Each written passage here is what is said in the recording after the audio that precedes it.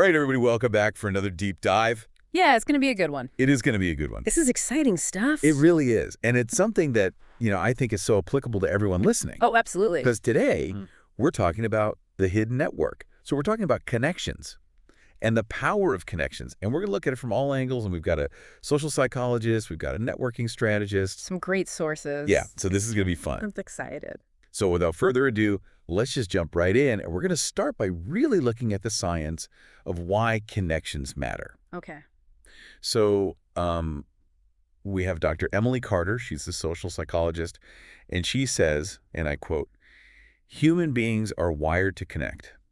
That's such a simple statement, but it's so profound. It really is. When you think about it. Yeah, and we always hear people say we're social creatures, but it's deeper than that. Yeah. And her research has actually shown a direct link between the quality and diversity of our networks and our success across all areas of life. Really, all areas. Yeah. Wow. Okay. Business, personal, academic. Okay. All of them. So it's not just about, having a ton of friends on Facebook. It's about the quality. The quality. Yeah, and how we nurture those connections. And That's interesting because a lot of people think of networking as, I'm just going to go to this event and hand out a bunch of business cards right. and try to meet as many people as possible. Right. And that's not what this is about at all. No, it's not. It's not quantity, it's quality. Yeah. And Dr. Carter actually uses this great analogy. Okay, I like analogies. Yeah, she talks about a network as a living ecosystem. Okay. So think of each connection as a node, and the strength of those connections determines the flow of ideas, resources, and opportunities. So are you saying like a healthy network is like a thriving forest? Exactly. Okay. Interconnected roots and branches. And a weak network is like? A sparse, isolated field. Yeah. Where there's not much going on. I get it. Yeah. So it really makes you think about, what does my network ecosystem actually look like? That's a great way to put it. Yeah. What does your network ecosystem look like? Right. And I think this is where things get really interesting because we're going to talk about this concept of weak ties. Weak ties. Yeah. Okay. So Mark Thompson, he's a networking strategist, and he says, often it's the weak ties, those acquaintances or distant connections that lead to breakthroughs. Interesting. Isn't that fascinating? Yeah, because you would think that, your close circle, your inner circle. Right. You go to them. They'd be the ones to help you out. Right. But he's saying, no, it's actually those weaker connections, the people you might see at a conference or interact with occasionally online. The people you don't talk to every day. Right. Okay. And they offer fresh perspectives.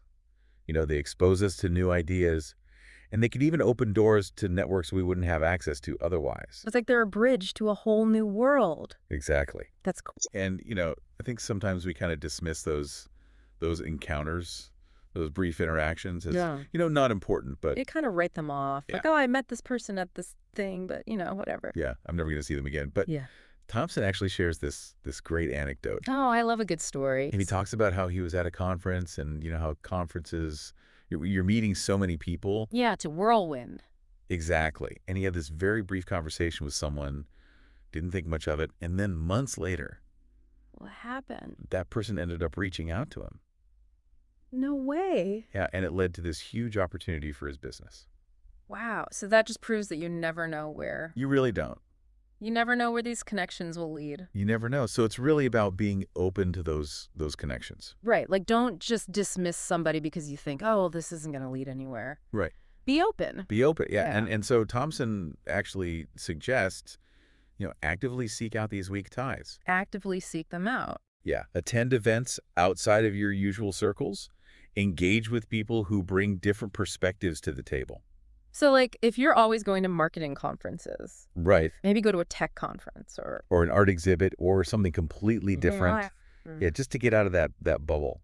I like that. Yeah, and it's not about, collecting business cards or forcing conversations. It's really about being genuine. Being genuine. Yeah. And being open to that connection. Yeah. Yeah. So it sounds like a lot of this is about mindset.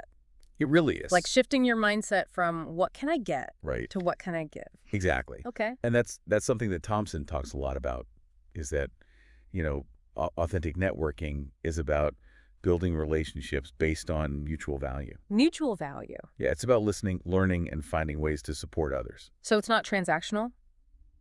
It's not like you scratch my back, I'll scratch yours. It's not a quid pro quo. Okay.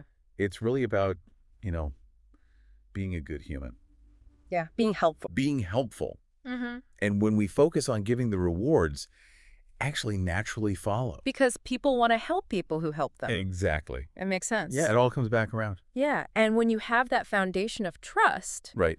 then your network becomes less of a list of names Right. and Yep. more of a support system. Exactly. And this leads us to another really cool concept, Okay, let's hear it. which is the ripple effect. The ripple effect. Yeah, so every connection, no matter how small, has the potential to create a ripple effect. Okay, I'm intrigued. Yeah, so, that brief conversation you have with someone at a coffee shop Right. could lead to, Who knows? you don't know, it could lead to a job or a mentorship, a lifelong partnership. Wow. You just never know. And I was reading about someone who actually attributes their entire career trajectory their career. to just a handful of people Really? who believed in them early on and opened doors that they didn't even know existed. That's amazing. Pretty incredible when you think about it that way. So, like, one conversation can really change your life. It really can. Okay, I'm starting to see the power of this. Yeah, and so the question becomes, how do we actually build this powerful network? Right, because that's what people want to know. They want the tactics. Yeah, like, how do I actually do this? And it can feel so daunting, It can. especially if you're not a natural networker. Yeah, like some people are just born schmoozers. But what about the rest of us? Yeah, and the good news is it doesn't have to be intimidating. Okay, good. Yeah, you don't need to be a social butterfly or attend every single event. So start small. Start small. Okay. Focus on genuine connection. Be authentic. Be authentic. Be curious. Ask questions. Actually listen to the answers. Because everybody has a story. They do. Yeah, And everyone has something valuable to share. that's true. So it's really about, approaching networking with that genuine interest. Right. Not like you're trying to get something out of every conversation. Right. It's not a transaction. Yeah. It's about building a relationship. Right. And follow up. Oh, yes. Follow-up is key. Yeah, because how many times have you met somebody at an event and then you never talk to them again? All the time. Yeah, so like send a personalized message. Even if it's just to say, I enjoyed our conversation Yeah, exactly. and, offer to help. Yeah, offer to share resources. Share resources, introduce them to someone. Because remember, it's all about mutual value. Exactly. Yeah. And of course, we can't forget about technology. Oh, yeah. I mean, LinkedIn, It's a great tool. it's a great tool for staying connected and, learning more about people's interests and expertise. So use it. Yeah. So it's really about consistency, authenticity. And focusing on those relationships. Yeah. Not just collecting contacts. Not just collecting contacts. Yeah. Quality over quantity. Exactly. And that's a really great note to end on because, success is not just determined by your knowledge or how hard you work. It's also about who you know. It's about who you know and the relationships that you build. And they play a huge role in shaping our journey. They really do. So I guess it leaves us with a thought-provoking question for everyone listening. Okay, hit us with it. Thinking about your own goals and aspirations, who could you connect with today that might spark a positive ripple effect in your life? Ooh, I like that. It might be someone you already know or someone you've been meaning to reach out to. Take that step. Take that step. Yeah. Maybe it's time to just see where it leads.